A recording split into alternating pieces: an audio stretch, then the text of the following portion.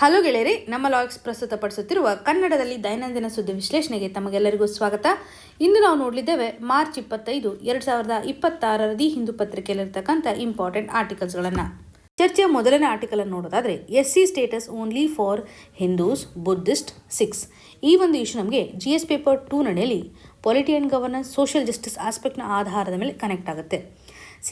ಇಲ್ಲಿ SC status ಅಂತ ಬಂದಾಗ ಸುಪ್ರೀಂ ಕೋರ್ಟ್ ಹೇಳ್ತಾ ಇದೆ, ಶೆಡ್ಯೂಲ್ಡ್ ಸ್ಟೇಟಸನ್ನು ನಾವು ಪ್ರೊವೈಡ್ ಮಾಡ್ತಕ್ಕಂಥ ಹಂತದಲ್ಲಿ ಹಿಂದೂಸ್, ಬುದ್ಧಿಸ್ಟ್, ಸಿಖ್ಸ್ ಇದ್ದರೆ ಮಾತ್ರ ನಾವು ಐಡೆಂಟಿಫೈ ಮಾಡಬಹುದು ಅನ್ನುವಂಥದ್ದನ್ನು ಎಂಫಸಿಸ್ ಮಾಡ್ತಾ ಇದೆ. ಈ ಮೊದಲು ಇರುವಂಥ ಒಂದು ರೂಲಿಂಗನ್ನೇ ಸುಪ್ರೀಂ ಕೋರ್ಟ್ ಎತ್ತಿ ಹಿಡಿತಾ ಇದೆ ಅಂತಲೇ ಹೇಳ್ಬೋದು. ಇವಾಗ ಒಬ್ಬ ವ್ಯಕ್ತಿ ಯಾವುದಾದ್ರೂ ರಿಲಿಜನ್ಗೆ ಕನ್ವರ್ಟ್ ಆಗಿದ್ದಾರೆ ಅಂತ ಅಂದ್ಕೊಳ್ಳಿ. ಫಾರ್ ಎಕ್ಸಾಂಪಲ್, ಹಿಂದೂ ಬಿಲಾಂಗ್ ಆಗ್ತಕ್ಕಂಥ ವ್ಯಕ್ತಿ ಕ್ರಿಶ್ಚಿಯಾನಿಟಿಗೆ ಕನ್ವರ್ಟ್ ಆಗಿದ್ದಾರೆ ಅಂತಂದಾಗ, ಅಥವಾ ಇಸ್ಲಾಂ ಧರ್ಮಕ್ಕೆ ಕನ್ವರ್ಟ್ ಆಗಿದ್ದಾರೆ ಅಂತಂದಾಗ, ಅವರು ಏನಾದರೂ SC ಸ್ಟೇಟಸನ್ನು ಈ ಮೊದಲು ಹೊಂದಿದ್ರೆ ಆ ಒಂದು SC ಸ್ಟೇಟಸನ್ನು ಕಳೆದುಕೊಳ್ತಾರೆ. ಇಮಿಡಿಯೇಟ್ ಆಗಿ ಅವರ ಒಂದು SC ಸ್ಟೇಟಸ್ ಲಾಸ್ ಆಗೋದನ್ನು ನೋಡ್ತಾ ಇದ್ವಿ, ರಿಗಾರ್ಡ್ಲೆಸ್ ಆಫ್ ಬರ್ತ್. ಇದು ನಮ್ಮ ಕಾನೂನಲ್ಲಿ ಇರುವಂಥದ್ದು. ಇದಕ್ಕೆ ಸಂಬಂಧಪಟ್ಟಂತೆ ಸಂವಿಧಾನಾತ್ಮಕವಾಗಿ ಒಂದು ಆರ್ಡರ್ನ ಇಶ್ಯೂ ಮಾಡಲಾಗುತ್ತೆ. 1950 ಇರ್ತಕ್ಕಂಥ ಆರ್ಡರ್ನ ನೋಡೋದಾದ್ರೆ ಇಲ್ಲಿರುವಂಥ ಕ್ಲಾಸ್ 3 ಏನು ಹೇಳುತ್ತೆ ಅಂದರೆ, ಒಬ್ಬ ವ್ಯಕ್ತಿ ಹಿಂದೂಯಿಸಮ್ ಅನ್ನು ಪ್ರೊಫೆಸ್ ಮಾಡಿದರೆ ಮಾತ್ರ ಅವರು ಶೆಡ್ಯೂಲ್ ಕಾಸ್ಟ್ ಸ್ಟೇಟಸನ್ನು ಹೊಂದಿರ್ತಾರೆ. ಒಂದು ವೇಳೆ ಬೇರೆ ಧರ್ಮವನ್ನು ಅನುಕರಣೆ ಮಾಡಿದ್ದೇ ಆದರೆ, ಪ್ರೊಫೆಸ್ ಮಾಡಿದ್ದೇ ಆದರೆ, ಈ ಒಂದು ಹಂತದಲ್ಲಿ ಶೆಡ್ಯೂಲ್ ಕಾಸ್ಟ್ನ ಒಂದು ಸ್ಟೇಟಸನ್ನು ಅವರು ಕಳೆದುಕೊಳ್ತಾರೆ ಅಂತ ಹೇಳ್ಬೋದು. ಮೊದಲು ಹಿಂದೂಯಿಸಮ್ಗೆ ಸಂಬಂಧಿಸಿದಂತೆ ಮಾತ್ರ SC ಸ್ಟೇಟಸನ್ನು ನೋಡ್ತಾ ಇದ್ವಿ. ಇದಾದ ನಂತರ 1956 ನಡಿಯಲ್ಲಿ ಕ್ಲಾಸ್ 3ನಲ್ಲಿ ಸಿಖ್ ರಿಲಿಜನನ್ನು ಸಹ ಇನ್ಕ್ಲೂಡ್ ಮಾಡ್ಕೊಳ್ತಾರೆ. ಅಗೇನ್ 1990 ನಡಿಯಲ್ಲಿ ಬುದ್ಧಿಸಮ್ ಅನ್ನು ಸಹ ಇನ್ಕ್ಲೂಡ್ ಮಾಡ್ಕೊಳ್ತಾರೆ ಅಂತ ಹೇಳ್ಬೋದು. SC ಸ್ಟೇಟಸನ್ನು ಹೊಂದಲಿಕ್ಕೆ ಹಿಂದೂಯಿಸಮ್ ಆದರೂ ಫಾಲೋ ಮಾಡಬೇಕು, ಬುದ್ಧಿಸ್ಟ್ ಆದರೂ ಆಗಿರಬೇಕು, ಅಥವಾ ಸಿಖ್ ಆದರೂ ಆಗಿರಬೇಕು ಅಂತ ಕ್ಲಾಸ್ 3 ಇವಾಗ ಸುಪ್ರೀಂ ಕೋರ್ಟ್ ಎತ್ತಿ ಹಿಡಿದಿದೆ. ಇದನ್ನು ಅಬ್ಸಲ್ಯೂಟ್ ಅಂತ ಹೇಳ್ತಾ ಇದೆ. ಸುಪ್ರೀಂ ಕೋರ್ಟ್ ಯಾವ ಪ್ರಶ್ನೆಗೆ ಈ ಒಂದು ಉತ್ತರವನ್ನ ಕೊಡ್ತಾ ಇದೆ ಅಂತಂದ್ರೆ, ಸುಪ್ರೀಂ ಕೋರ್ಟ್ ಮುಂದೆ ಒಂದು ಪಿಟಿಷನ್ ಅನ್ನ ಕಾಣಬಹುದು. ಆನಂದ್ ಅನ್ನುವಂಥ ವ್ಯಕ್ತಿ ಈ ಮೊದಲು ಹಿಂದೂ ಕಾಸ್ಟಲ್ಲಿ ಹುಟ್ಟಿರ್ತಾರೆ, ಮಾದಿಗ ಕಾಸ್ಟ್ನಲ್ಲಿ ಇರ್ತಕ್ಕಂಥವ್ರು ಕ್ರಿಶ್ಚಿಯಾನಿಟಿಗೆ ಕನ್ವರ್ಟ್ ಆಗಿದ್ದಾರೆ ಪ್ರಸ್ತುತವಾಗಿ. ಆದರೂ ಕೂಡ ಅವರ ಮೇಲೆ SC ಅನ್ನುವಂಥ ಉದ್ದೇಶದ ಮುಖಾಂತರ ಸಾಕಷ್ಟು ಕಾಸ್ಟ್ ಬೇಸ್ಡ್ ಅಟ್ಯಾಕ್ಗಳು ಆಗಿರೋದನ್ನು ನೋಡ್ತಾ ಇದ್ದೇವೆ. ಹಾಗಾಗಿ ಅವ್ರಿಗೆ ಪ್ರೊಟೆಕ್ಷನ್ ಬೇಕು ಅನ್ನುವಂಥ ನಿಟ್ಟಿನಲ್ಲಿ SC ಆಗಿರ್ಬೋದು, STಗಳಿಗೆ ಸಂಬಂಧಪಟ್ಟಂಥ ಒಂದು ಪ್ರೊಟೆಕ್ಷನನ್ನು ಪ್ರೊವೈಡ್ ಮಾಡಲಿಕ್ಕೆ ಒಂದು ಆ್ಯಕ್ಟ್ ಇದೆ. 1989 ಪ್ರಿವೆನ್ಷನ್ ಆಫ್ ಅಟ್ರಾಸಿಟೀಸ್ ಆ್ಯಕ್ಟ್ ಅಂತಲೇ ಹೇಳ್ಬೋದು. SC STಗಳ ಒಂದು ಪ್ರೊಟೆಕ್ಷನ್ಗೆ ಸಂಬಂಧಿಸಿದಂತೆ ಈ ಒಂದು ಆ್ಯಕ್ಟ್ನ ಮುಖಾಂತರ ಇವರಿಗೆ ಪ್ರೊಟೆಕ್ಷನ್ ಬೇಕು ಅಂತ ಇವರು ಕೋರ್ಟ್ನ ಮೆಟ್ಟಿಲನ್ನು ಹತ್ತಿದ್ದಾರೆ. ಈ ಒಂದು ಹಂತದಲ್ಲಿ ಪ್ರೊಟೆಕ್ಷನನ್ನು ಕ್ಲೇಮ್ ಮಾಡಲಿಕ್ಕೆ ಆಗೋದಿಲ್ಲ. ಯಾಕೆ ಆಗೋದಿಲ್ಲ ಅಂದರೆ, ಅವರು ಆಲ್ರೆಡಿ ಕ್ರಿಶ್ಚಿಯಾನಿಟಿಗೆ ಕನ್ವರ್ಟ್ ಆಗಿದ್ದಾರೆ. ಬೇರೆ ಒಂದು ಧರ್ಮಕ್ಕೆ ಅವರು ಕನ್ವರ್ಟ್ ಆಗಿದ್ದಾರೆ ಅಂದರೆ, ಅದರಲ್ಲೂ ಬುದ್ಧಿಸ್ಟ್ ಹಾಗೂ ಸಿಕ್ಕನ್ನು ಹೊರತುಪಡಿಸಿ ಇವರು ಆಗಿದ್ದಾರೆ. ಬುದ್ಧಿಸ್ಟ್ ಅಥವಾ ಸಿಖ್ ಏನಾದರೂ ಇದ್ದರೆ ಅವ್ರಿಗೆ ಇಲ್ಲಿ ಪ್ರೊಟೆಕ್ಷನ್ ಸಿಗ್ತಾ ಇತ್ತು. ಕ್ರಿಶ್ಚಿಯಾನಿಟಿಗೆ ಮತ್ತು ಇಸ್ಲಾಂ ಕನ್ವರ್ಟ್ ಆದರೆ ಆಟೋಮೆಟಿಕ್ಲಿ ಅವರು SC ಸ್ಟೇಟಸನ್ನು ಕಳೆದುಕೊಳ್ತಾರೆ. ಈ ಒಂದು ಕನ್ವರ್ಷನ್ ನಡಿನಲ್ಲಿ ಅವ್ರಿಗೆ ಯಾವುದೇ ರೀತಿಯಾಗಿ SCಗೆ ಸಂಬಂಧಪಟ್ಟಂತೆ ಪ್ರೊಟೆಕ್ಷನ್ನ ಕೊಡಲಿಕ್ಕೆ ಆಗೋದಿಲ್ಲ ಅಂತ ಸುಪ್ರೀಂ ಕೋರ್ಟ್ ಈ ಒಂದು ಕ್ಲಾಸನ್ನು ಹೈಲೈಟ್ ಮಾಡ್ತಾ ಇದೆ. As per the schedule caste order 1950 ಪ್ರಕಾರ ಕ್ಲಾಸ್ 3ನಲ್ಲಿರುವಂಥದ್ದು ಅಬ್ಸಲ್ಯೂಟ್ ಅನ್ನುವಂಥ ಸ್ಟೇಟ್ಮೆಂಟನ್ನು ಸಹ ಇಲ್ಲಿ ಕಾಣಬಹುದು. ಕೋರ್ಟ್ನ ಒಂದು ರೀಸನಿಂಗ್ ನಿಮಗೆ ಕ್ಲಿಯರ್ ಆಗಿ ಗೊತ್ತಿರಬೇಕು. ಕಾಸ್ಟ್ ಸಿಸ್ಟಮ್ನ ಒಂದು ರಿಕಗ್ನೈಸೇಷನ್ ಮಾಡ್ತಕ್ಕಂಥ ಹಂತದಲ್ಲಿ ಯಾವ ಧರ್ಮಕ್ಕೆ ಬಿಲಾಂಗ್ ಆದರೆ ಮಾತ್ರ SC ಸ್ಟೇಟಸನ್ನು ಹೊಂದಲಿಕ್ಕೆ ಸಾಧ್ಯತೆ ಇದೆ ಅಂತ ಪ್ರಿಲಿಮ್ಸಲ್ಲಿ ವೆರಿ ವೆರಿ ಇಂಪಾರ್ಟೆಂಟ್. ಒಂದು ವೇಳೆ ಅವರು ಅಟ್ರಾಸಿಟಿ ಆ್ಯಕ್ಟ್ನ ಮುಖಾಂತರ ಪ್ರೊಟೆಕ್ಷನನ್ನು ಪಡ್ಕೋಬೇಕು ಅನ್ನುವಂಥ ಇಚ್ಛೆ ಹೊಂದಿದ್ರೆ, ಕ್ರಿಶ್ಚಿಯಾನಿಟಿಯಿಂದ ಹಿಂದೂಯಿಸಮ್ ಅಥವಾ ಸಿಕ್ಕಿಸಮ್ ಅಥವಾ ಬುದ್ಧಿಸಮ್ಗೆ ಏನಾದರೂ ಕನ್ವರ್ಟ್ ಆದರೆ ಡೆಫಿನೆಟ್ಲಿ ಅವ್ರಿಗೆ ಪ್ರೊಟೆಕ್ಷನ್ ಸಿಕ್ಕುತ್ತೆ. ಇಲ್ಲಿ ಒಂದು ಜೆನ್ಯೂನ್ ಆಗಿರ್ತಕ್ಕಂಥ ಕನ್ವರ್ಷನನ್ನು ಅವರು ತೋರಿಸಬೇಕಾಗುತ್ತೆ. ಕ್ರೆಡಿಬಲ್ ಆಗಿರ್ತಕ್ಕಂಥ ಪ್ರೂಫ್ನ ಮುಖಾಂತರ ಅವರು ಬೇರೆ ಧರ್ಮಕ್ಕೆ ರಿಟರ್ನ್ ಆಗ್ಬೋದು. ಅದರಲ್ಲೂ ಹಿಂದೂಯಿಸಮ್, ಬುದ್ಧಿಸ್ಟ್ ಹಾಗೂ ಸಿಖ್ ಕನ್ವರ್ಟ್ ಆದರೆ ಮಾತ್ರ ಪ್ರೊಟೆಕ್ಷನ್ ಸಿಗಲಿಕ್ಕೆ ಸಾಧ್ಯತೆ ಇದೆ. ಅವರ ಒಂದು SC ಸ್ಟೇಟಸ್ ಮತ್ತೆ ರೀಗೇನ್ ಆಗುವಂಥ ಸಾಧ್ಯತೆ ಇರುತ್ತೆ. ಒರಿಜಿನಲ್ ಕಾಸ್ಟ್ ಕಮ್ಯುನಿಟಿನೂ ಸಹ ಒಂದು ವೇಳೆ ಅವರು ರೀಕನ್ವರ್ಷನ್ ಆದರೆ, ರಿಟರ್ನ್ ಆದರೆ ಎಕ್ಸೆಪ್ಟೆನ್ಸನ್ನು ಸಹ ಮಾಡ್ಕೊಳ್ಬೇಕಾಗತ್ತಲ್ಲ. ಈ ಎಲ್ಲ ಹರ್ಡಲ್ಸ್ಗಳನ್ನು ಸಹ ಇಲ್ಲಿ ನಾವು ಗಮನ ಹರಿಸ್ಬೋದು. ಬಿಕಾಸ್ ಇಲ್ಲಿ ಯಾವುದೇ ವ್ಯಕ್ತಿ ಒಂದು ಧರ್ಮಕ್ಕೆ ಸಂಬಂಧಪಟ್ಟಂಥ ಕಸ್ಟಮ್ಸ್ಗಳನ್ನು ಅಥವಾ ಪ್ರಾಕ್ಟೀಸಸ್ಗಳನ್ನು ಯಾವ ರೀತಿಯಾಗಿ ಮಾಡ್ಕೊಳ್ತಾರೆ, ಜೆನ್ಯೂನ್ ಆಗಿ ಪ್ರಾಕ್ಟೀಸ್ ಮಾಡ್ತಾ ಇದ್ದಾರೆ, ಪ್ರೊಫೆಸ್ ಮಾಡ್ತಾ ಇರುವಂಥದ್ದು ಅಂತ ಸಂವಿಧಾನದಲ್ಲೇ ಮೆನ್ಷನ್ ಮಾಡಿದ್ದಾರೆ. ಪ್ರೊಫೆಸ್ ಅನ್ನುವಂಥ ಒಂದು ಮೀನಿಂಗನ್ನು ನೋಡೋದಾದರೆ, ನಾವು ಕೇವಲ ಒಂದು ಪ್ರಾಕ್ಟೀಸ್ ಮಾಡುವಂಥದ್ದಲ್ಲ. ಪ್ರೈವೇಟ್ಲಿ ನಾವು ಯಾವುದೇ ಒಂದು ಧರ್ಮವನ್ನು ಪಾಲನೆ ಮಾಡಿದ್ರು ಪಬ್ಲಿಕ್ಕಲ್ಲಿ ನಾವು ಏನು ಮಾಡಬೇಕಾಗುತ್ತೆ, ಡಿಕ್ಲರೇಷನ್ ಮಾಡಬೇಕಾಗುತ್ತೆ. ಇದನ್ನು ನಾವು ಪ್ರಾಕ್ಟೀಸ್ ಮಾಡ್ತೇವೆ ಅಂತ ಹೇಳಿದಾಗ ಅದು ಒಂದು ರಿಲಿಜನನ್ನು ಪ್ರೊಫೆಸ್ ಮಾಡುವಂಥದ್ದಾಗಿ ಅನಿಸ್ಕೊಳ್ಳುತ್ತೆ. ಸಂವಿಧಾನಾತ್ಮಕವಾಗಿ SC ಸ್ಟೇಟಸನ್ನು ಹೊಂದಿರತಕ್ಕಂಥವ್ರಿಗೆ ಸಾಕಷ್ಟು ಬೆನಿಫಿಟ್ಸ್ಗಳನ್ನು ನೋಡ್ತೇವೆ. ಈ ಒಂದು ಬೆನಿಫಿಟ್ಸ್ಗಳನ್ನು ಅವರು ಪಡೆದುಕೊಳ್ಬೇಕು ಅಂತಂದರೆ ಎಸ್ಪೆಷಲಿ ರಿಸರ್ವೇಷನ್ ಅಂತ ಬಂದಾಗ ಶೈಕ್ಷಣಿಕ ಹಂತದಲ್ಲಿ ಎಜುಕೇಷನಲ್ ಸಿಸ್ಟಮ್ ನಡಿಯಲ್ಲಿ ಅವ್ರಿಗೆ ರಿಸರ್ವೇಷನ್ ಸಿಗುತ್ತೆ, ಜಾಬ್ ನಡಿನಲ್ಲೂ ಸಹ ಅವ್ರಿಗೆ ರಿಸರ್ವೇಷನ್ ಸಿಗುವಂಥದ್ದು. ಈ ರೀತಿಯಾದಂಥ ಬೆನಿಫಿಟನ್ನು ಅವರು ಪಡೆದುಕೊಳ್ಬೇಕು ಅಂತಂದರೆ ಅವರು ರಿಲಿಜನನ್ನು ಪ್ರಾಕ್ಟೀಸ್ ಮಾಡಬೇಕಾಗತ್ತೆ. SC ಸ್ಟೇಟಸನ್ನು ಹೊಂದಿದ್ರೆ ಮಾತ್ರ ಬೆನಿಫಿಟ್ ಸಿಕ್ಕತ್ತಲ್ವಾ. ಲೀಗಲ್ ಪ್ರೊಟೆಕ್ಷನ್ ಅಂತಲೂ ಬಂದಾಗ ಇವಾಗ ಅವರು ಕ್ರಿಶ್ಚಿಯಾನಿಟಿಗೆ ಕನ್ವರ್ಟ್ ಆಗಿದ್ದಾರೆ. ಈ ಒಂದು ಹಂತದಲ್ಲಿ ಅಟ್ರಾಸಿಟಿ ಪ್ರೊಟೆಕ್ಷನ್ ಯಾಕೆ ನಾವು ಅವ್ರಿಗೆ ಸಿಗುತ್ತೆ ಅನ್ನೋದು ಒಂದು ಲೀಗಲ್ ಚಾಲೆಂಜನ್ನು ಇಲ್ಲಿ ಕ್ರಿಯೇಟ್ ಮಾಡ್ತಾ ಇದೆ. ಲೀಗಲ್ ಪ್ರೊಟೆಕ್ಷನ್ಗೆ ಸಂಬಂಧಪಟ್ಟಂತೆ ಆಗಿರ್ಬೋದು, ಹಾಗೂ ಸರ್ಕಾರ ಸಾಕಷ್ಟು ಯೋಜನೆಗಳನ್ನು ತೆಗೆದುಕೊಂಡು ಬರುತ್ತೆ, ವೆಲ್ಫೇರ್ ಸ್ಕೀಮ್ಸ್ಗಳನ್ನು ಸಹ ಅನೌನ್ಸ್ ಮಾಡುತ್ತೆ. ಈ ಒಂದು ಹಂತದಲ್ಲಿ SC ಕ್ಯಾಟಗರಿಗೆ ಇರುವಂತಹ ಒಂದು ವೆಲ್ಫೇರ್ ಸ್ಕೀಮ್ನಿಂದ ಬೆನಿಫಿಟನ್ನು ಪಡೆದುಕೊಳ್ಬೇಕು ಅಂತಂದರೆ ಅವರು SC ಸ್ಟೇಟಸನ್ನು ಹೊಂದಿರಬೇಕು. ಇದು ನಿಮಗೆ ಕ್ಲಿಯರ್ ಆಗಿ ಗೊತ್ತಿರಲಿ. 1950 ಆರ್ಡರ್ನ ಮುಖಾಂತರ ಕಾನ್ಸಿಕ್ವೆಂಟ್ಲಿ ಬದಲಾವಣೆಯನ್ನು ಮಾಡ್ಕೊಂಡು ಬಂದಿದ್ದಾರಲ್ವ, ಬೇರೆ ಒಂದು ರಿಲಿಜನ್ಗೂ ಸಹ SC ಸ್ಟೇಟಸನ್ನು ಇಲ್ಲಿ ಒದಗಿಸ್ತಾ ಇದ್ದಾರೆ. ಹಿಂದೂಸ್ ಆಗಿರ್ಬೋದು, ಬುದ್ಧಿಸ್ಟ್ ಆಗಿರ್ಬೋದು, ಸಿಕ್ಕಿಸಮ್ ಆಗಿರ್ಬೋದು, ಈ ಒಂದು ರಿಲಿಜನ್ ಅಡಿಯಲ್ಲಿ ಮಾತ್ರ ನಾವು SCಗೆ ಸಂಬಂಧಪಟ್ಟಂಥ ಒಂದು ಕ್ರೈಟೀರಿಯಾವನ್ನು ನಾವು ನೋಡ್ತೇವೆ. ಸೊ ಕ್ರಿಶ್ಚಿಯಾನಿಟಿಗೆ ಕನ್ವರ್ಟ್ ಆಗಿದ್ದೇ ಆದರೆ, ಇಸ್ಲಾಂಗೆ ಕನ್ವರ್ಟ್ ಆಗಿದ್ದೇ ಆದರೆ ಈ ರೀತಿಯಂಥ ಬೆನಿಫಿಟ್ಗಳು ಅವ್ರಿಗೆ ಸಿಗುವುದಿಲ್ಲ. ಇದು ನಿಮಗೆ ಕ್ಲಿಯರ್ ಆಗಿ ಗೊತ್ತಿರಲಿ. ಹಾಗೂ STಗೆ ಸಂಬಂಧಪಟ್ಟಂತೆಯೂ ಸಹ ನೀವು ಕ್ವಶನ್ ಮಾರ್ಕ್ ಮಾಡ್ಬೋದು. ಶೆಡ್ಯೂಲ್ ಟ್ರೈಬ್ಸ್ಗೆ ಸಂಬಂಧಿಸಿದಂತೆ ಯಾವ ರೀತಿಯಾಗಿರುವಂಥ ಕನ್ಸನ್ನು ನೋಡ್ತೇವೆ. ಇಲ್ಲಿ ನಾವು ಯಾವುದೇ ರೀತಿಯಾಗಿ ರಿಲಿಜನ್ ರಿಸ್ಟ್ರಿಕ್ಟೆಡ್ ಕಂಟೆಕ್ಸ್ಟನ್ನು ಗಮನ ಹರಿಸ್ತಾ ಇಲ್ಲ. ST ಅಂತ ಬಂದಾಗ ನಾವು ರಿಲಿಜನ್ ಆಸ್ಪೆಕ್ಟ್ ಅಂತ ನೋಡೋದಿಲ್ಲ. ಆದರೆ ST ಐಡೆಂಟಿಟಿಯನ್ನು ನಾವು ಕೊಡ್ತಕ್ಕಂಥ ಹಂತದಲ್ಲಿ ಒಂದು ಕಮ್ಯುನಿಟಿ ಯಾವ ರೀತಿ ಅಂತ ಕಸ್ಟಮ್ಸ್ಗಳನ್ನು ಪ್ರಾಕ್ಟೀಸ್ ಮಾಡುತ್ತೆ ಅಂತ ಹೇಳ್ಬೋದು, ಅಥವಾ ಯಾವ ರೀತಿ ಅಂತ ಟ್ರೈಬಲ್ ರಿಲೇಟೆಡ್ ಇರುವಂಥ ಟ್ರೆಡಿಷನನ್ನು ಅವರು ಫಾಲೋ ಮಾಡ್ತಾ ಇದ್ದಾರೆ. ಸೊ ಒಂದು ವೇಳೆ ಆ ವ್ಯಕ್ತಿ ಟ್ರೈಬಲ್ ಕಸ್ಟಮ್ಸ್ಗಳನ್ನು ಅಬಾಂಡನ್ ಮಾಡಿದರೆ, ಅಲ್ಲಿರುವಂಥ ಒಂದು ಪ್ರಾಕ್ಟೀಸಸನ್ನು ಯೂಸ್ ಮಾಡ್ತಾನೆ ಇರಲಿಲ್ಲ ಅಂತಂದರೆ ಅವರು ST ಐಡೆಂಟಿಟಿಯನ್ನು ಕಳೆದುಕೊಳ್ತಾರೆ. SCಗೆ ಸಂಬಂಧಪಟ್ಟಂತೆ ಡಿಫ್ರೆಂಟ್ ಆಗಿದೆ, STಗೆ ಸಂಬಂಧಪಟ್ಟಂತೆ ಡಿಫ್ರೆಂಟ್ ಆಗಿದೆ. ಇದು ಒಂದು ನಿಮಗೆ ಕ್ಲಿಯರ್ ಡಿಫ್ರೆನ್ಸಿಯೇಷನ್ ಗೊತ್ತಿರಬೇಕು. SC ಅಂತ ಬಂದಾಗ ಧರ್ಮಗಳಿಗೆ ಕನೆಕ್ಟ್ ಮಾಡೋದ್ರ ಮುಖಾಂತರ ನಾವು ಐಡೆಂಟಿಟಿಯನ್ನು ಕೊಡ್ತಾ ಇದ್ದೀವಿ. ST ಅಂತ ಬಂದಾಗ ಇಲ್ಲಿ ಕಸ್ಟಮ್ಸ್ಗಳನ್ನು ಯಾವ ರೀತಿಯಾಗಿ ಪ್ರಾಕ್ಟೀಸ್ ಮಾಡ್ತಾರೆ ಅನ್ನೋದ್ರ ಮುಖಾಂತರ ಟೈಟಲ್ಸ್ಗಳನ್ನು ಕೊಡ್ತಾರೆ. ಇದು ನಿಮಗೆ ಕ್ಲಿಯರ್ ಆಗಿ ಗೊತ್ತಿರಬೇಕಾಗುತ್ತೆ. ಪ್ರಿಲಿಮ್ಸಲ್ಲಿ ಇಂಪಾರ್ಟೆಂಟ್ ಇಶ್ಯೂ ಇದೆ, ಮೇನ್ಸ್ ಪರ್ಸ್ಪೆಕ್ಟಿವ್ನಲ್ಲೂ ವೆರಿ ವೆರಿ ಇಂಪಾರ್ಟೆಂಟ್. ಸಂವಿಧಾನಾತ್ಮಕವಾಗಿರುವಂತಹ ಒಂದು ಫ್ರೇಮ್ವರ್ಕ್ ನಡೆಯಲ್ಲಿ ನಾವು ಸೋಷಿಯಲ್ ಜಸ್ಟಿಸನ್ನು ಯಾವ ರೀತಿಯಾಗಿ ಪ್ರೊವೈಡ್ ಮಾಡ್ತಾ ಇದ್ದೀವಿ ಅನ್ನುವಂಥ ಆ್ಯಂಗಲನ್ನು ಮೇನ್ಸ್ ಪರ್ಸ್ಪೆಕ್ಟಿವಲ್ಲಿ ಕನೆಕ್ಟ್ ಮಾಡಬೇಕಾಗುತ್ತೆ. ಹಾಗೂ SC ಸ್ಟೇಟಸ್ ಅಂತ ಬಂದಾಗ ಯಾವ ಧರ್ಮಗಳಿಗೆ ಕೊಡ್ತಾರೆ, ಯಾವ ರೀತಿಯಾದಂಥ ಸಂವಿಧಾನಾತ್ಮಕ ಆರ್ಡರ್ಸ್ಗಳಿದ್ದಾವೆ, ಇವೆಲ್ಲವನ್ನು ನೀವು ಪ್ರಿಲಿಮ್ಸ್ ಪರ್ಸ್ಪೆಕ್ಟಿವಲ್ಲಿ ಕನೆಕ್ಟ್ ಮಾಡುವಂಥದ್ದು. ಇನ್ನು ಮುಂದಿನದಾಗಿ deepening global corruption as a pointer for India. ಈ ಒಂದು ಇಶ್ಯೂ ನಮಗೆ GS ಪೇಪರ್ 2 ನಡೆಯಲ್ಲಿ ಗವರ್ನೆನ್ಸ್ ಆಸ್ಪೆಕ್ಟ್ನ ಆಧಾರದ ಮೇಲೆ ಗ್ಲೋಬಲ್ ಲೆವೆಲಲ್ಲಿ ರಿಲೀಸ್ ಮಾಡ್ತಕ್ಕಂಥ ಕೆಲವೊಂದಿಷ್ಟು ಇಂಡೆಕ್ಸಸ್ಗಳು ನಮಗೆ ತುಂಬ ಇಂಪಾರ್ಟೆಂಟ್ ಆಗುತ್ತೆ. ಅದರಲ್ಲೂ ಭಾರತ ಯಾವ ರೀತಿಯಾದಂಥ ರ್ಯಾಂಕಿಂಗನ್ನು ಹೊಂದಿದೆ ಆಧಾರದ ಮೇಲೆ ಸಾಕಷ್ಟು ಕ್ವಶನ್ಸ್ಗಳನ್ನು ಸಹ ನಾವು ನೋಡ್ತಾ ಇದ್ದೇವೆ. ಇಲ್ಲಿ ಕರಪ್ಷನ್ಗೆ ಸಂಬಂಧಪಟ್ಟಂತೆ ಕರಪ್ಷನ್ ಪರ್ಸೆಪ್ಷನ್ ಇಂಡೆಕ್ಸನ್ನು ಕಾಣುವಂಥದ್ದು ಯಾರು ರಿಲೀಸ್ ಮಾಡ್ತಾರೆ ಅಂತಂದರೆ ಟ್ರಾನ್ಸ್ಪರೆನ್ಸಿ ಇಂಟರ್ನ್ಯಾಷನಲ್. ಇದೊಂದು ಗ್ಲೋಬಲ್ ಸಿವಿಲ್ ಸೊಸೈಟಿ ಆರ್ಗನೈಜೇಷನ್ ಆಗಿದೆ. ಹೆಡ್ ಕ್ವಾರ್ಟರ್ ಬರ್ಲಿನ್, ಜರ್ಮನಿ ಅಲ್ಲಿ ಕಂಡುಬರುತ್ತೆ.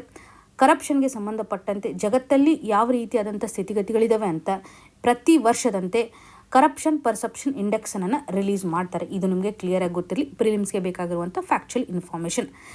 ಪಬ್ಲಿಕ್ ಸೆಕ್ಟರ್ ನಡೆಯಲ್ಲಿ ಯಾವ ರೀತಿಯಾದಂಥ ಒಂದು ಕರಪ್ಷನ್ ಲೆವೆಲ್ ಇದೆ ಅಂತ ಸರ್ವೇನ ಆಧಾರದ ಮೇಲೆ ಎಕ್ಸ್ಪರ್ಟ್ಸ್ಗಳು ಒಂದು ಅಸೆಸ್ಮೆಂಟನ್ನು ಮಾಡೋದ್ರ ಮುಖಾಂತರ ಸ್ಕೋರಿಂಗನ್ನು ಪ್ರೊವೈಡ್ ಮಾಡ್ತಾರೆ. 0 to 100 ಸ್ಕೋರಿಂಗನ್ನು ನಾವು ನೋಡ್ಬೋದು. ಒಂದು ವೇಳೆ 0 ಸ್ಕೋರಿಂಗನ್ನು ಹೊಂದಿದ್ರೆ ಹೈಲಿ ಕರಪ್ಟ್ ಆಗಿರತಕ್ಕಂಥ ರಾಷ್ಟ್ರ ಅಂತ ಅನಿಸ್ಕೊಳ್ಳುತ್ತೆ. ಒಂದು ವೇಳೆ 100 ಸ್ಕೋರಿಂಗನ್ನು ಹೊಂದಿದ್ರೆ ವೆರಿ ಕ್ಲೀನ್ ಸ್ಟೇಟಸನ್ನು ಕೊಡ್ತಾರೆ. ಇಲ್ಲಿ ಭಾರತದ ಒಂದು ಸ್ಟೇಟಸ್ ಯಾವ ರೀತಿ ಆಗಿದೆ, ನಮ್ಮ ನೇಬರಿಂಗ್ ಕಂಟ್ರಿಗಳೊಂದಿಗೆ ಇರ್ತಕ್ಕಂಥ ಒಂದು ಸ್ಟೇಟಸ್ ಆಗಿರ್ಬೋದು, ಗ್ಲೋಬಲ್ ಲೆವೆಲಲ್ಲಿ ಯಾವ ರೀತಿ ಅಂತ ಪ್ರಾಕ್ಟೀಸ್ ಇದೆ ಅಂತಲೂ ಸಹ ನೋಡುವಂಥದ್ದು. ಇಲ್ಲಿ ನೋಡಿ, ಗ್ಲೋಬಲ್ ಲೆವೆಲಲ್ಲಿರುವಂಥ ಒಂದು ಕಂಡೀಷನನ್ನು ನೋಡಿದ್ದೇ ಆದರೆ ಗ್ಲೋಬಲ್ ಲೆವೆಲಲ್ಲಿ ಆನ್ ಆ್ಯನ್ ಎವರೇಜ್ 100ಗೆ ಎಷ್ಟು ಮಟ್ಟಿಗೆ ಸ್ಕೋರಿಂಗ್ ಇದೆ, ಗ್ಲೋಬಲ್ ಎವರೇಜ್ ಸ್ಕೋರು 42 ಇರೋದನ್ನು ನೋಡ್ತಾ ಇದ್ದೀವಿ. ಅದೇ ಭಾರತದ ಒಂದು ಸ್ಕೋರಿಂಗ್ ಅಂತ ಬಂದಾಗ 39 ಇರೋದನ್ನು ಗಮನ ಹರಿಸ್ಬೋದು. ರ್ಯಾಂಕಿಂಗ್ ವೈಸ್ ನೋಡಿದಾಗ ಭಾರತ 91ನೇ ರಾಷ್ಟ್ರ ಅಂತ ಅನಿಸ್ಕೊಳ್ಳುತ್ತೆ ಔಟ್ ಆಫ್ 182 ಕಂಟ್ರಿ. ಸೊ ಒಟ್ಟಾರೆಯಾಗಿ 182 ಕಂಟ್ರೀಸ್ಗಳಿಗೆ ಸಂಬಂಧಪಟ್ಟಂಥ ಸ್ಕೋರಿಂಗನ್ನು ಇಲ್ಲಿ ಕನ್ಸಿಡರ್ ಮಾಡಲಾಗುತ್ತೆ. 182 ಕಂಟ್ರೀಸ್ನಲ್ಲಿ ಒಟ್ಟಾರೆಯಾಗಿ 122 ಕಂಟ್ರೀಸ್ಗಳ ಸ್ಕೋರಿಂಗ್ ಬಿಲೋ 50 ಇರೋದನ್ನು ನೋಡ್ಬೋದು. 0 to 100 ಸ್ಕೋರಿಂಗ್ ಅಂತ ಕೊಡ್ತಾರಲ್ಲ, ಬಿಲೋ 50 ಇರುವಂಥ ರಾಷ್ಟ್ರಗಳು ಒಟ್ಟಾರೆಯಾಗಿ 122 ಇದ್ದಾವೆ. ಕೇವಲ 5 ರಾಷ್ಟ್ರಗಳು 80ಕ್ಕಿಂತ ಹೆಚ್ಚು ಸ್ಕೋರಿಂಗನ್ನು ಮಾಡ್ತಾ ಇರೋದಾಗಿ ಗಮನ ಹರಿಸ್ಬೋದು. ಸೊ ಇದರಿಂದ ಗೊತ್ತಾಗುತ್ತೆ ಸಾಕಷ್ಟು ರಾಷ್ಟ್ರಗಳಲ್ಲಿ ಇವಾಗ ಕರಪ್ಷನ್ ಇದೆ ಅಂತ, ಕರಪ್ಷನ್ ಪ್ರಾಕ್ಟೀಸಸ್ಗಳು ಹೆಚ್ಚಾಗಿರೋದನ್ನು ಗಮನ ಹರಿಸ್ಬೋದು. ಸೊ ಭಾರತದ ಒಂದು ಸ್ಥಿತಿಗತಿಯನ್ನು ನೋಡೋದಾದ್ರೆ ಗ್ಲೋಬಲ್ ಲೆವೆಲಲ್ಲಿ 42 ಇದೆ, ಭಾರತದ್ದು 39 ಇದೆ. ಹಾಗಿದ್ರೆ ಭಾರತದಲ್ಲಿ ಒಂದು ಕರಪ್ಷನ್ ಜಾಸ್ತಿ ಇದೆ ಗ್ಲೋಬಲ್ ಕಂಪೇರ್ ಮಾಡಿದ್ರೆ ಅಂತ ಕ್ಲಿಯರ್ ಆಗುತ್ತಿರಲಿ. ನಾವು ಎಕನಾಮಿಕಲಿ ಒಂದು ಗ್ರೋತನ್ನು ಕಾಣ್ತಾ ಇದ್ದೀವಿ ಅಂತ ಹೇಳ್ತಾ ಇದ್ದೀವಿ, ಗವರ್ನೆನ್ಸ್ ವೈಸ್ ನೋಡಿದಾಗ ಸರಿಯಾದಂಥ ಒಂದು ಗವರ್ನೆನ್ಸ್ ಮಾಡ್ತಾ ಇದ್ದೀವಿ ಅಂತ ಹೇಳ್ತೀವಿ. ಆದರೆ ಕರಪ್ಷನ್ ಪ್ರಾಕ್ಟೀಸಸ್ಗಳನ್ನು ಕಂಪೇರ್ ಮಾಡಿದ್ದೇ ಆದರೆ, ಲಿಂಕನ್ನು ಮಾಡಿದ್ದೇ ಆದರೆ ಕರಪ್ಷನ್ ಇವಾಗ ಹೆಚ್ಚಾಗಿರುವಂಥ ಒಂದು ಸ್ಥಿತಿಗತಿಗಳನ್ನು ನೋಡ್ಬೋದು. ರೀಜನಲ್ ಲೆವೆಲಲ್ಲಿ ಒಂದು ಕಂಪ್ಯಾರಿಸನ್ನ ನೋಡಿದಾಗ ಚೈನಾ ಒಂದು ಕಂಪ್ಯಾರಿಟಿವ್ಲಿ ಬೆಟರ್ ಪರ್ಫಾರ್ಮೆನ್ಸನ್ನು ಮಾಡಿದೆ. 42 ಇದೆ ಆ್ಯಕ್ಚುಲಿ ಚೈನಾದು. ಶ್ರೀಲಂಕಾನೂ ಸಹ 42 ತೋರಿಸುತ್ತೆ ಅಂತ ಹೇಳ್ಬೋದು. ಬಾಂಗ್ಲಾದೇಶ್, ಪಾಕಿಸ್ತಾನ ಇವೆಲ್ಲ ಸ್ವಲ್ಪ ಲೋ ಇದೆ, ಅಲ್ಲಿ ಕರಪ್ಷನ್ ಪ್ರಾಕ್ಟೀಸಸ್ಗಳು ಹೆಚ್ಚಿರುವಂಥದ್ದನ್ನು ನೋಡ್ಬೋದು. ಹಾಗೂ ಕರಪ್ಷನ್ ಪ್ರಾಕ್ಟೀಸಸ್ನಿಂದ ಎಕನಾಮಿಕ್ ಇಂಪ್ಯಾಕ್ಟ್ ಯಾವ ರೀತಿಯಾಗಿ ಆಗ್ತಾ ಇದೆ. ಕರಪ್ಷನ್ ಹೆಚ್ಚಾಗ್ತಾ ಇದೆ ಅಂದರೆ ನಮಗೆ ಗೊತ್ತೇ ಆಗೋದಿಲ್ಲ ಯಾವ ರೀತಿಯಾಗಿ ನಮ್ಮ ಒಂದು ಆರ್ಥಿಕತೆ ನಡೆಯಲ್ಲಿ ಮನಿ ಫ್ಲೋ ಎಕ್ಸಾಕ್ಟ್ಲಿ ಆಗ್ತಾ ಇದೆ ಅಂತ. ಅನ್ಸರ್ಟನಿಟಿಗಳು ಹೆಚ್ಚಾಗುತ್ತೆ. ಟ್ರಾನ್ಸಾಕ್ಷನ್ಗೆ ಸಂಬಂಧಪಟ್ಟಂತೆ ಅನ್ಸರ್ಟನಿಟಿ ಹೆಚ್ಚಾಗುವಂಥ ಸ್ಥಿತಿಗತಿಗಳನ್ನು ನೋಡ್ಬೋದು. ಇದರಿಂದ ಒಂದು ಪ್ರೊಡಕ್ಟಿವಿಟಿನೂ ಸಹ ಕಡಿಮೆ ಆಗುತ್ತೆ. ಇನ್ವೆಸ್ಟ್ಮೆಂಟನ್ನು ಮಾಡಲಿಕ್ಕೆ ಸರಿಯಾಗಿ ಗೊತ್ತಾಗದೇ ಇರತಕ್ಕಂಥ ಸ್ಥಿತಿಗತಿಗಳು ಇರುತ್ತೆ. ಕರಪ್ಷನ್ ಮುಖಾಂತರ GDPಗೆ ಆಗ್ತಾ ಇರುವಂಥ ಒಂದು ಲಾಸನ್ನು ಕಂಪೇರ್ ಮಾಡಿದ್ದೇ ಆದರೆ ಗ್ಲೋಬಲ್ ಲೆವೆಲಲ್ಲಿ ಇರತಕ್ಕಂಥ ಒಂದು ಕಂಟೆಕ್ಸ್ಟ್, ಗ್ಲೋಬಲ್ GDP ನೋಡಿದಾಗ ನಿಯರ್ಲಿ 5% ಕರಪ್ಷನ್ ಕಾಸ್ಟನ್ನು ನೋಡ್ತಾ ಇದ್ದೀವಿ. ನಿಯರ್ಲಿ $2.6 ಟ್ರಿಲಿಯನ್ ಎವ್ರಿ ಇಯರ್ನ ಆಧಾರದ ಮೇಲೆ ಒಂದು ಕರಪ್ಷನ್ ಕಾಸ್ಟನ್ನು ಗಮನ ಹರಿಸುವಂಥದ್ದು. ಭಾರತದಲ್ಲಿರುವಂಥ ಒಂದು ಸ್ಪೆಸಿಫಿಕ್ ಎಸ್ಟಿಮೇಷನನ್ನು ನೋಡೋದಾದರೆ 0.5% of GDP on annual basis ಅಂತ ನೋಡ್ತಾ ಇದ್ವಿ. ಟೋಟಲ್ ಲಾಸ್ ಅಂತ ನಾವು ನೋಡೋದಾದರೆ ಅದರಲ್ಲೂ ಇಂಡೈರೆಕ್ಟ್ ಎಫೆಕ್ಟನ್ನು ಎಲ್ಲವನ್ನು ಇನ್ಕ್ಲೂಡ್ ಮಾಡಿದರೆ ಆದರೆ 1.5% ಆಫ್ GDPಗೆ ಒಂದು ಕಾಸ್ಟನ್ನು ನಾವು ಭರಿಸಬೇಕಾಗುತ್ತೆ ಅಂತಲೇ ಗಮನ ಹರಿಸ್ಬೋದು. ಇಲ್ಲಿ ಯಾವ ರೀತಿ ಅಂತ ಲಾಸ್ಟ್ ಆಗುತ್ತೆ. ಒಂದು ವೇಳೆ ಇನ್ಫ್ರಾಸ್ಟ್ರಕ್ಚರ್ ನಾವು ಇನ್ವೆಸ್ಟ್ಮೆಂಟನ್ನು ಮಾಡ್ತಾ ಇದ್ದೀವಿ ಅಂತಂದರೆ ಅಲ್ಲಿ ಕರಪ್ಷನ್ ಪ್ರಾಕ್ಟೀಸಸ್ ನಡೀತಾ ಇದೆ ಅಂತಂದರೆ ಸರಿಯಾಗಿ ಒಂದು ಔಟ್ಕಮ್ ಸಿಗೋದಿಲ್ಲ. ಹೆಲ್ತ್ ಸೆಕ್ಟರ್ ಆಗಿರ್ಬೋದು, ಎಜುಕೇಷನ್, ಇಂಡಸ್ಟ್ರಿಯಲ್ ಅಪ್ಗ್ರೇಡ್ ಇವೆಲ್ಲವನ್ನು ನಾವು ಕಂಪೇರ್ ಮಾಡ್ತಾ ಹೋದರೆ ಎಲ್ಲ ಹಂತದಲ್ಲೂ ಒಂದು ಕರಪ್ಟಿವ್ ಪ್ರಾಕ್ಟೀಸಸನ್ನು ನಾವು ನೋಡ್ತಾ ಇರುವಂಥದ್ದು. ಇದಕ್ಕೆ ಕಾರಣಗಳು ಏನಿರಬಹುದು ಅಂತಂದರೆ ಸರ್ಕಾರ ತರ್ತಾ ಇರುವಂತಹ ರೆಗ್ಯುಲೇಟರಿ ಫ್ರೇಮ್ವರ್ಕ್ಗಳನ್ನು ನೋಡಿದ್ದೇ ಆದರೆ ಸಾಕಷ್ಟು ಕಾಂಪ್ಲೆಕ್ಸಿಟಿಯನ್ನು ತೋರಿಸುತ್ತೆ.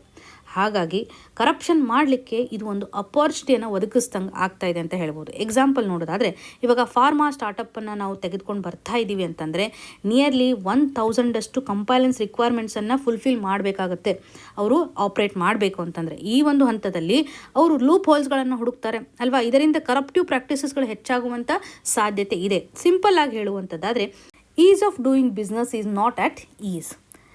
ಸರ್ಕಾರವೂ ಸಹ ಲೀಕೇಜನ್ನು ಕಡಿಮೆ ಮಾಡುವಂಥ ಹಂತದಲ್ಲಿ ಪಾಸಿಟಿವ್ ರಿಫಾರ್ಮ್ಸ್ಗಳನ್ನು ತೆಗೆದುಕೊಂಡು ಬಂದಿದ್ದಾರೆ.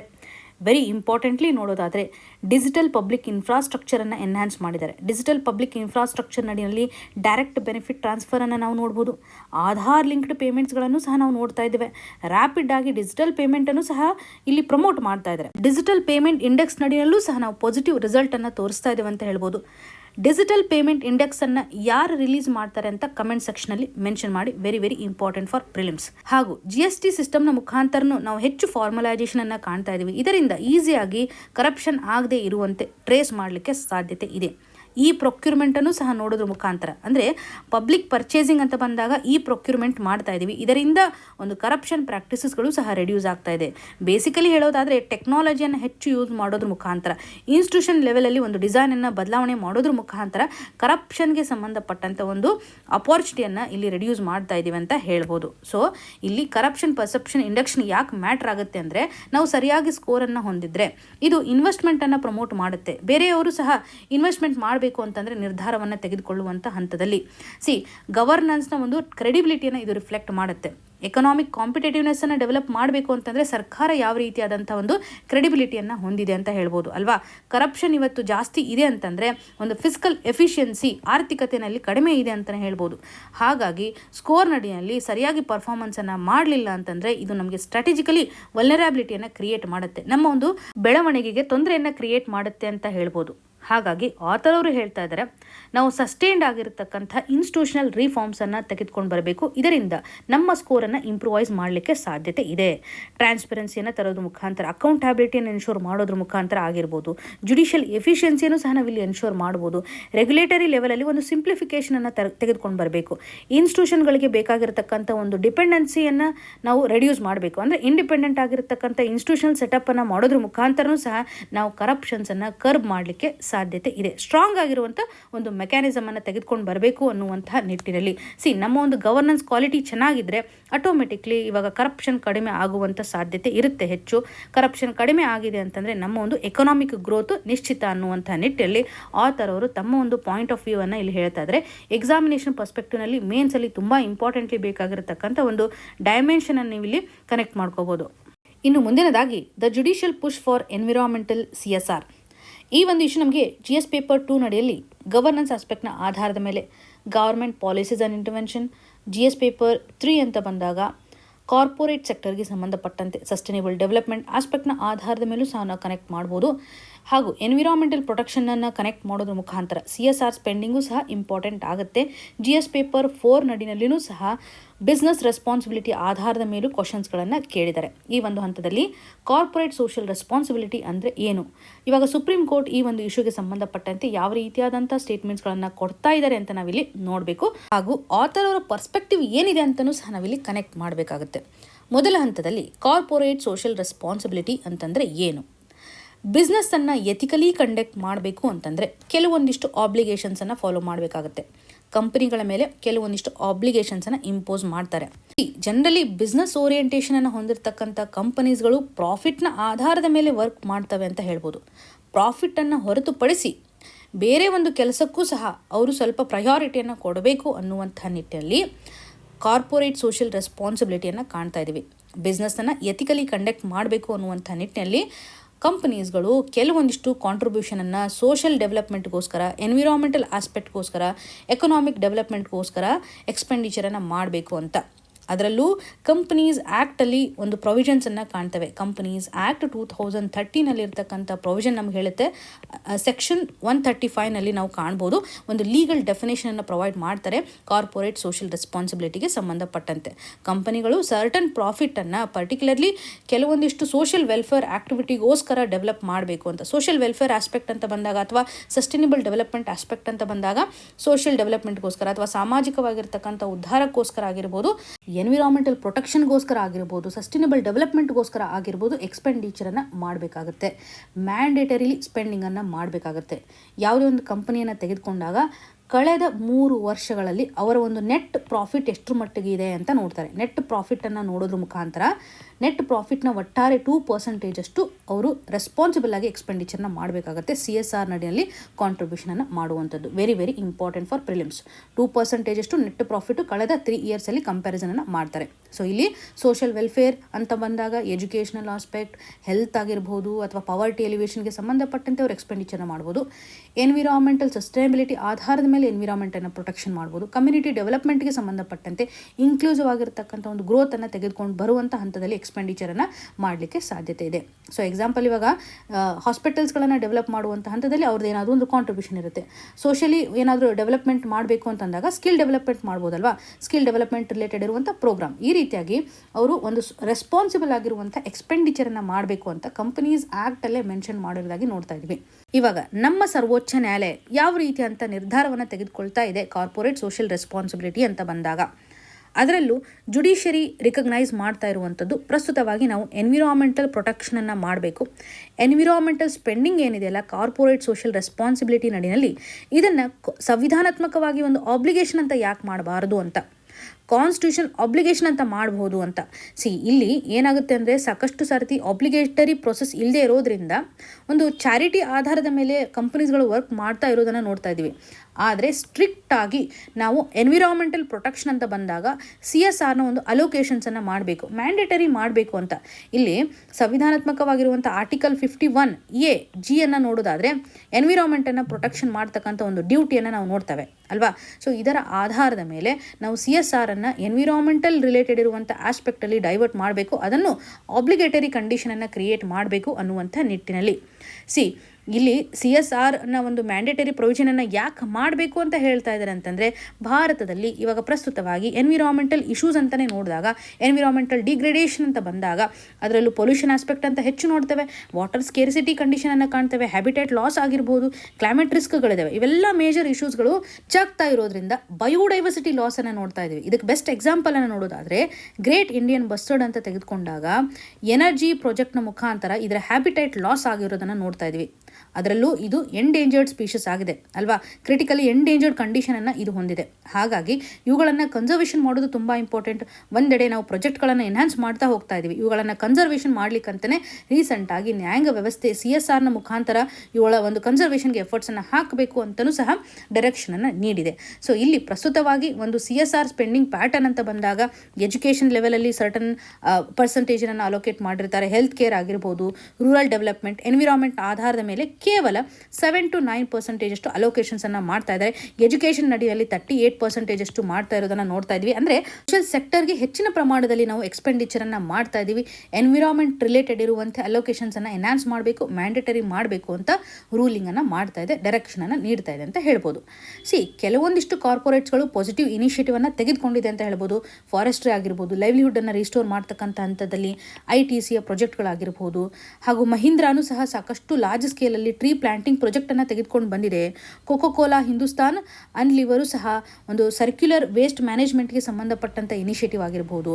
ವಾಟರ್ ಶೆಡ್ ಮ್ಯಾನೇಜ್ಮೆಂಟ್ ಅಂತ ಬಂದಾಗ ಟಾಟಾ ಗ್ರೂಪ್ನ ಒಂದು ಕಾಂಟ್ರಿಬ್ಯೂಷನ್ ಅನ್ನು ಸಹ ಗಮನಿಸ್ಬೋದು.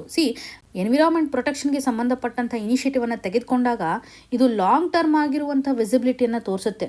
ಇಮಿಡಿಯೇಟ್ ಆಗಿ ವಿಸಿಬಿಲಿಟಿಯನ್ನು ತೋರಿಸೋದಿಲ್ಲ. ಕಂಪನಿಗಳಿಗೆ ಇಮಿಡಿಯೇಟ್ ಆಗಿರುವಂತಹ ಅಥವಾ ಕ್ವಿಕ್ ಆಗಿರತಕ್ಕಂಥ ವಿಸಿಬಿಲಿಟಿ ಇಂಪಾರ್ಟೆಂಟ್ ಆಗುತ್ತೆ. ಹಾಗಾಗಿ ಅವರು ಗ್ರೀನ್ ಇನಿಷಿಯೇಟಿವನ್ನು ತೆಗೆದುಕೊಳ್ಳೋದ್ರಲ್ಲಿ ಹಿಂದೇಟನ್ನು ಹಾಕ್ತಾರೆ ಅಂತ ಹೇಳ್ಬೋದು. ಎನ್ವಿರಾನ್ಮೆಂಟಲ್ ರಿಸ್ಟೋರೇಷನ್ ಮಾಡಲಿಕ್ಕೆ ಟೈಮ್ ತುಂಬ ಬೇಕಾಗುತ್ತಲ್ವಾ, ಡಿಲೇಡ್ ಆಗಿರುವಂಥ ಒಂದು ವಿಸಿಬಲ್ ಔಟ್ಕಮ್ ಅನ್ನು ನೋಡ್ತಾ ಇದ್ವಿ. ಎನ್ವಿರಾನ್ಮೆಂಟ್ ಪ್ರೊಟೆಕ್ಷನ್ಗೆ ಸಂಬಂಧಪಟ್ಟಂಥ ಪ್ರಾಜೆಕ್ಟ್ಗಳನ್ನು ಇಂಪ್ಲಿಮೆಂಟ್ ಮಾಡುವಾಗ ಸಾಕಷ್ಟು ಏಜೆನ್ಸೀಸ್ಗಳ ಕೊಲ್ಯಾಬ್ರೇಷನ್ ಮ್ಯಾಟರ್ ಆಗುತ್ತೆ. ಲ್ಯಾಂಡ್ ಬೇಸ್ಡ್ ಇಂಟರ್ವೆನ್ಷನು ಸಹ ಇಲ್ಲಿ ಇಂಪಾರ್ಟೆಂಟ್ ಆಗುತ್ತೆ. ಹಾಗಾಗಿ ಇದು ಕಂಪನೀಸ್ಗಳಿಗೆ ಒಂದು ಎಕ್ಸ್ಟ್ರಾ ಬರ್ಡನ್ ಅಂತ, ಎಕ್ಸ್ಟ್ರಾ ಹರ್ಡಲ್ ಅಂತ ಕ್ರಿಯೇಟ್ ಮಾಡೋದಾಗಿ ನೋಡ್ಬೋದು. ಇಲ್ಲಿ ಆಥರ್ ಅವರು ಬೋನ್ ಚಾಲೆಂಜನ್ನು ಸಹ ಕನೆಕ್ಟ್ ಮಾಡ್ತಾ ಇದ್ದಾರೆ. ಬೋನ್ ಚಾಲೆಂಜ್ನ ಮುಖಾಂತರ ಗ್ಲೋಬಲ್ ಲೆವೆಲಲ್ಲಿ ಪ್ಲಾಂಟ್ ರಿಸ್ಟೋರೇಷನ್ ಮಾಡಬೇಕು ಅನ್ನುವಂಥ ಒಂದು ಟಾರ್ಗೆಟನ್ನು ಹಾಕ್ಕೊಂಡಿದೆ. ಸರಿಸುಮಾರು 350 ಮಿಲಿಯನ್ ಹೆಕ್ಟೇರಷ್ಟು ಬೈ 2030 ಅನ್ನುವಂಥ ಟಾರ್ಗೆಟ್ ಇದೆ. ಭಾರತನೂ ಸಹ 26 ಮಿಲಿಯನ್ ಹೆಕ್ಟೇರಷ್ಟು ಟಾರ್ಗೆಟನ್ನು ಹಾಕ್ಕೊಂಡಿದೆ. ಪ್ರೈವೇಟ್ ಸೆಕ್ಟರ್ನ ಒಂದು ಕಾಂಟ್ರಿಬ್ಯೂಷನ್ ಎಷ್ಟರ ಮಟ್ಟಿಗಿದೆ ಅಲ್ವಾ, ಇಲ್ಲಿ ತನೂ ನಿಯರ್ಲಿ 2% ಅಷ್ಟು ಮಾತ್ರ ಕಾಂಟ್ರಿಬ್ಯೂಷನನ್ನು ಮಾಡಲಿಕ್ಕೆ ಮುಂದಾಗಿರೋದನ್ನು ನೋಡ್ತಾ ಇದ್ವಿ. ಅದರ ಒಂದು ಕಾಂಟ್ರಿಬ್ಯೂಷನ್ ಕಡಿಮೆ ಇದೆ ಅಂತ ಹೇಳ್ಬೋದು. ಅದರಲ್ಲೂ ಪ್ರೈವೇಟ್ ಸೆಕ್ಟರ್ನ ಮುಖಾಂತರ ಸರ್ಕಾರನೇ ಎಫರ್ಟ್ಸನ್ನು ಹಾಕ್ತಾ ಇದೆ ಅಂತ ಹೇಳ್ಬೋದಲ್ವಾ. ಇಲ್ಲಿ ಕಾರ್ಪೊರೇಟ್ ಸೋಷಿಯಲ್ ರೆಸ್ಪಾನ್ಸಿಬಿಲಿಟಿ ನಡಿನಲ್ಲಿ ಮ್ಯಾಂಡೇಟರಿ ಪ್ರೊವಿಷನನ್ನು ಮಾಡೋದ್ರ ಮುಖಾಂತರ ನಾವು ಎನ್ವಿರಾನ್ಮೆಂಟನ್ನು ಪ್ರೊಟೆಕ್ಷನ್ ಮಾಡಲಿಕ್ಕೆ ಸಾಧ್ಯತೆ ಇದೆ ಅಂತ. ಅಪ್ರೋಚ್ ನಡಿಯಲ್ಲಿ ನಾವು ಬದಲಾವಣೆಯನ್ನು ತರಬೇಕಾಗಿದೆ. ಎಕೋಸಿಸ್ಟಮನ್ನು ರಿಸ್ಟೋರೇಷನ್ ಮಾಡ್ತಕ್ಕಂಥ ಹಂತದಲ್ಲಿ ನಾವು ಪ್ರಯಾರಿಟಿಯನ್ನು ಬದಲಾವಣೆ ಮಾಡಬೇಕಾಗಿದೆ ಅಂತಲೇ ಇಲ್ಲಿ ಗಮನಿಸ್ಬೋದು. ಜನರಲಿ ಕಂಪನೀಸ್ಗಳು ಏನು ಮಾಡ್ತವೆ ಅಂತಂದರೆ, ಕಾರ್ಪೊರೇಟ್ ಸೋಷಿಯಲ್ ರೆಸ್ಪಾನ್ಸಿಬಿಲಿಟಿ ನಡಿನಲ್ಲಿ ಎನ್ವಿರಾನ್ಮೆಂಟ್ ರಿಲೇಟೆಡ್ ಇರುವಂಥ ಪ್ರೊಟೆಕ್ಷನನ್ನು ಮಾಡಬೇಕು ಅಂತಂದರೆ they will go for plantation. ಅಷ್ಟು ಪ್ಲಾಂಟ್ಸ್ಗಳನ್ನು ಡೆವಲಪ್ ಮಾಡೋದ್ರ ಮುಖಾಂತರ ವಿಸಿಬಿಲಿಟಿಯನ್ನು ಎನ್ಶೋರ್ ಮಾಡ್ಬೋದು. ಈ ಒಂದು ಹಂತದಲ್ಲಿ ಇನ್ವೇಸಿವ್ ಸ್ಪೀಷೀಸ್ಗಳನ್ನು ಇಂಟ್ರೊಡ್ಯೂಸ್ ಮಾಡಿದ್ದೇ ಆದರೆ ನೇಟಿವ್ ಬಯೋಡೈವರ್ಸಿಟಿ ಲಾಸ್ ಆಗೇ ಆಗುತ್ತಲ್ವಾ. ಇದರ ಆಧಾರದ ಮೇಲೆ ಈ ಮೆಥಡನ್ನು ಹೊರತುಪಡಿಸಿ ಸಾಯಿಲ್ ಕಾರ್ಬನ್ ಸಿಕ್ವಿಸ್ಟ್ರೇಷನ್ಗೆ ಸಂಬಂಧಪಟ್ಟಂತೆ ಯಾಕೆ ಇನ್ವೆಸ್ಟ್ ಮಾಡಬಾರ್ದು, ಎಕ್ಸ್ಪೆಂಡಿಚರ್ನ ಮಾಡಬಾರ್ದು, ಅಥವಾ ವಾಟರ್ ರಿಟೆನ್ಷನ್ಗೆ ಸಂಬಂಧಪಟ್ಟಂತೆ ಪ್ರಾಜೆಕ್ಟನ್ನು ಯಾಕೆ ತೆಗೆದುಕೊಳ್ಬಾರ್ದು, ಬಯೋಡೈವರ್ಸಿಟಿ ರಿಕವರಿಗೆ ಸಂಬಂಧಪಟ್ಟಂತೆ ಹ್ಯಾಬಿಟ್ಯಾಟ್ ಲಾಸ್ ಆಗಿರುತ್ತಲ್ಲ, ಇದನ್ನು ರೀಸ್ಟೋರೇಷನ್ ಮಾಡುವಂಥ ಹಂತದಲ್ಲಿ ಇನಿಷಿಯೇಟಿವನ್ನು ತೆಗೆದುಕೊಳ್ಬೋದು. ಎನ್ವಿರಾನ್ಮೆಂಟಲ್ ಪ್ರೊಟೆಕ್ಷನ್ಗೋಸ್ಕರ CSR ನಡಿಯಲ್ಲಿ ಸ್ಪೆಂಡಿಂಗ್ ಆಗ್ತಾ ಇದೆ, ಆದರೆ ಪ್ರಾಪರಾಗಿ ಆಗ್ತಾ ಇಲ್ಲ. ಫೋಕಸ್ ನಡಿಯಲ್ಲಿ ನಾವು ಶಿಫ್ಟನ್ನು ಮಾಡಬೇಕಾಗಿದೆ. ಇನ್ಸ್ಟಿಟ್ಯೂಷನ್ ಲೆವೆಲಲ್ಲೂ ಸಹ ಸೊಲ್ಯೂಷನನ್ನು ತೆಗೆದುಕೊಳ್ಬೋದು ಅಂತ ಸಜೆಷನನ್ನು ಕಾಣ್ಬೋದು. ಇಲ್ಲಿ ಫಾರೆಸ್ಟ್ ಡಿಪಾರ್ಟ್ಮೆಂಟ್ನ ಮುಖಾಂತರ ಒಂದು ಸಜೆಷನನ್ನು ತೆಗೆದುಕೊಳ್ಬೋದು, ಹಾಗೂ ಯೂನಿವರ್ಸಿಟಿ ಕೊಲಾಬ್ರೇಷನ್ ಮುಖಾಂತರ NGOಸ್ಗಳ ಒಂದು ಪಾರ್ಟಿಸಿಪೇಷನ್ ಆಗಿರ್ಬೋದು, ಲೋಕಲ್ ಕಮ್ಯುನಿಟೀಸ್ಗಳ ಒಂದು ಕೊಲಾಬ್ರೇಷನ್ ಮುಖಾಂತರ, ಅಂದರೆ ಒಂದು ಪಾರ್ಟ್ನರ್ಶಿಪ್ನ ಮುಖಾಂತರ ಏನು ಪ್ರಾಬ್ಲಮ್ ಇದೆ, ಎನ್ವಿರಾನ್ಮೆಂಟಲ್ ಲೆವೆಲಲ್ಲಿ ಒಂದು ರೀಸ್ಟೋರೇಷನನ್ನು ಮಾಡಬೇಕು, ಸೈಂಟಿಫಿಕ್ ಆಗಿರತಕ್ಕಂಥ ಸೂಪರ್ವೈಸ್ನ ಮುಖಾಂತರ ಒಂದು ರೀಸ್ಟೋರೇಷನನ್ನು ಮಾಡಬೇಕು, ಫಂಡನ್ನು ಸರಿಯಾಗಿ ಅಲೋಕೇಟ್ ಮಾಡಬೇಕು ಅನ್ನುವಂಥ ನಿಟ್ಟಿನಲ್ಲಿ ಲಾಂಗ್ ಟರ್ಮಲ್ಲಿ ಫೈನಾನ್ಸ್ ಮಾಡುವಂಥ ಒಂದು ಮೆಕ್ಯಾನಿಸಮನ್ನು ನಾವಿಲ್ಲಿ ಎನ್ಶೋರ್ ಮಾಡಬೇಕಾಗಿದೆ. ಕಾರ್ಪೊರೇಟ್ ಸೋಷಿಯಲ್ ರೆಸ್ಪಾನ್ಸಿಬಿಲಿಟಿ ಅಂತ ಬಂದಾಗ ಇಲ್ಲಿ ಶೇರ್ ಹೋಲ್ಡರ್ ಸೆಂಟ್ರಿಕ್ ಅನ್ನು ನೋಡ್ತಾ ಇದ್ದೀವಿ. ಇದು ಎಕೋಸಿಸ್ಟಮ್ ಸೆಂಟ್ರಿಕ್ ಆಗಿ ಕನ್ವರ್ಟ್ ಆಗಬೇಕು ಅನ್ನುವಂಥ ನಿಟ್ಟಿನಲ್ಲಿ ಗವರ್ನೆನ್ಸ್ ಲೆವೆಲಲ್ಲಿ ನಾವು ಶಿಫ್ಟನ್ನು ಮಾಡಬೇಕಾಗಿದೆ. ಶೇರ್ ಹೋಲ್ಡರ್ ಸೆಂಟ್ರಿಕ್ನ ಮುಖಾಂತರ ಎಕೋಸಿಸ್ಟಮ್ ರೀಸ್ಟೋರೇಷನ್ಗೆ ಸಂಬಂಧಪಟ್ಟಂತೆ ಚೇಂಜಸನ್ನು ಕಾಣಬೇಕಾಗಿದೆ ಅಂತ. CSR ಸ್ಪೆಂಡಿಂಗ್ನ ಮುಖಾಂತರ ಎನ್ವಿರಾನ್ಮೆಂಟಲ್ ಡಿಗ್ರೇಡೇಷನ್ನ ತಡೆಗಟ್ಟಲಿಕ್ಕೆ ಸಾಧ್ಯತೆ ಇದೆ. ಬಟ್ ನಾವಿಲ್ಲಿ ಪ್ರಯಾರಿಟಿ ವೈಸ್ ಎಫರ್ಟನ್ನು ಹಾಕಬೇಕು ಅಂತ ಸುಪ್ರೀಂ ಕೋರ್ಟ್ ಡೈರೆಕ್ಷನನ್ನು ನೀಡ್ತಾ ಇದೆ. Very very important for mains as well for prelims. ಇಲ್ಲಿ ನಿಮಗೊಂದು ಸಿಂಪಲ್ ಪ್ರಶ್ನೆಯನ್ನು ಕೇಳುವಂಥದ್ದಾದರೆ, DPSP ನಡಿನಲ್ಲಿ ಎನ್ವಿರಾನ್ಮೆಂಟ್ ಪ್ರೊಟೆಕ್ಷನನ್ನು ಲಿಂಕ್ ಮಾಡ್ತಕ್ಕಂಥ ಆರ್ಟಿಕಲ್ಸ್ಗಳು ಇದ್ದರೆ ಕಮೆಂಟಲ್ಲಿ ಮೆನ್ಷನ್ ಮಾಡಿ. ನಿಮಗೇನೇ ಕನ್ಸರ್ನ್ ಇದ್ದರೂ ಕೂಡ ಕಮೆಂಟ್ನ ಮುಖಾಂತರ ನಮಗೆ ತಿಳಿಸಿಕೊಡಿ ಅಂತ ಹೇಳ್ತಾ ಆಲ್ ದ ವೆರಿ ಬೆಸ್ಟ್. ಧನ್ಯವಾದಗಳು.